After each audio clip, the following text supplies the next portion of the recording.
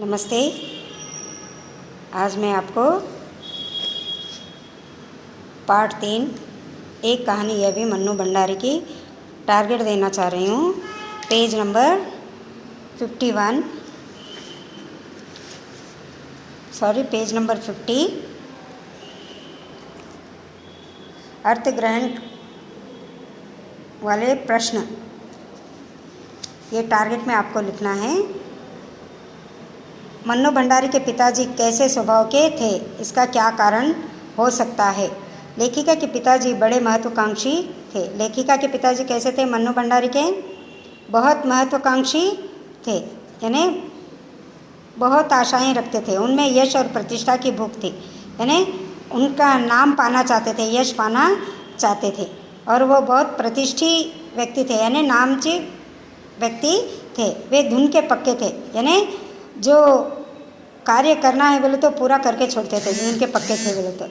इसी महत्वाकांक्षा के कारण धनाभाव में भी उन्होंने एक विषयवार शब्दकोश बनाया, यानी जब वो उनके पास धन भी नहीं था, पैसा भी नहीं था, तो उस समय भी वो क्या है, एक विषयवार बोल के शब्दकोश बनाया। शब्दकोश यानी डिक्शनरी।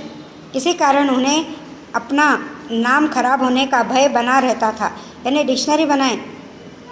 और उन्हें ये भी डर रहता था कि उनका नाम खराब हो जाएगा बोलकर। वे अतिक्रोधी और शक्की थे। वे बहुत गुस्सैलू थे, गुस्सा बहुत आता था और सभी पे शक किया करते थे।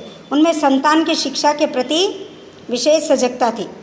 तो उनमें क्या है, संतान की शिक्षा के प्रति, संतान यानी बच्चों के प्रति और उनकी पढ़ाई के प्रति वो बहुत इम्पोर्टेंस देते थे।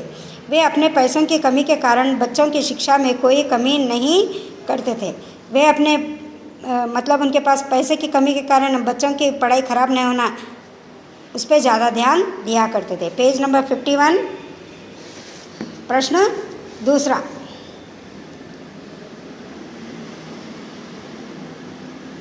लेखिका के बचपन के समाज व आज के समाज में क्या अंतर है। लेखिका के बचपन का समय स्वतंत्रता संग्राम का काल था, यानी लेखिका जब छोटी थी तब उस समय क्या है, अपने देश को आज़ाद दिलाने का संग्राम यानी आंदोलन छिड़ा हुआ था। चारों ओर देशभक्ति का माहौल था। चारों तरफ लोग क्या है, अपने देश को आज़ादी दिलाने के लिए वैसा वातावरण बना था। लोग स्वतंत्रता की सुबह देखने के लिए आतुर थे। वो चाहते थे कि हमारे देश को स्वतंत्रता कब मिले, वो सुबह कब आएगी, ऐसा वो इंतज़ार करते थे। पूरा देश देशभक्ति की भावना में सराबोर था। पूरे देश के लोग पूरे क्या है, देशभक्ति में मग्न थे। आज लोगों में देशभक्ति की कमी आई है। आजकल लोगों को क्या है, देशभक्ति में ज़्यादा रुचि नहीं लेते। लेकिन उस समय लड़कियों को पढ़ने की स्वतंत्रता नहीं थी। उस समय में क्या है, लड़कियों को, महिलाओं को पढ़ाने की आज़ादी नहीं थी। आम सभाओं में वे भाग नहीं ले सकते थे, यानी जहाँ भी मीटिंग वगैरह होती थी या भाषण वगैरह होते थे तो वहाँ पर लड़कियाँ नहीं जा सकती थी। आज की स्थिति इस बारे में अलग है। आज की स्थिति में अलग है। आजकल लड़कियाँ, औरतें सभी कहीं पर भी जा सकती है। आज लड़कियां प्रत्येक क्षेत्र में अपना विकास करने के लिए स्वतंत्र हैं। आजकल की लड़कियां क्या है, सभी चीज़ में पुरुषों के कंधों से कंधा मिलाकर हर क्षेत्र में वो काम कर रही है। प्रश्न तीसरा, आजकल के पड़ोस कल्चर के बारे में लेखिका के क्या विचार हैं। लेखिका का मानना है कि पड़ोस कल्चर का हमारे जीवन पर अत्यधिक प्रभाव पड़ता है। लेखिका का मानना है कि पड़ोस कल्चर का हमारे जीवन पर अत्यधिक प्रभाव पड़ता है, यानी उनका मानना है कि जो अड़ोस पड़ोस रहते हैं उनका जो कल्चर है उसका प्रभाव हम पर भी पड़ता है। आदर्श के जितने मापदंड होते हैं वे प्रायः पड़ोस की देन होती है, यानी पड़ोस में जैसे लोग रहते हैं उसी तरह हमारे ऊपर भी उसका प्रभाव पड़ता है। परस्पर समूह का बोध पड़ोस से ही होता है, यानी परस्पर यानी एक दूसरे के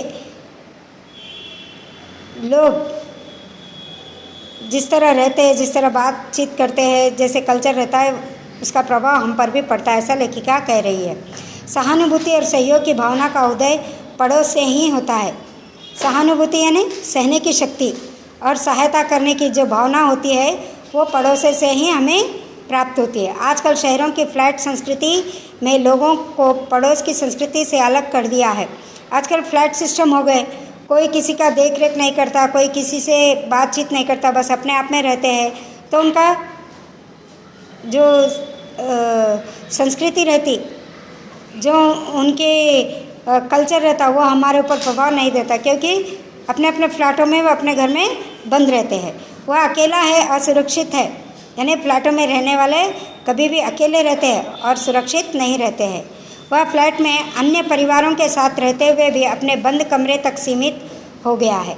यानी फ्लैट में रहने वाले लोग क्या है, दूसरे परिवारों के साथ रहते पर भी वो अपने आप को कमरे में बंद रख लेते हैं।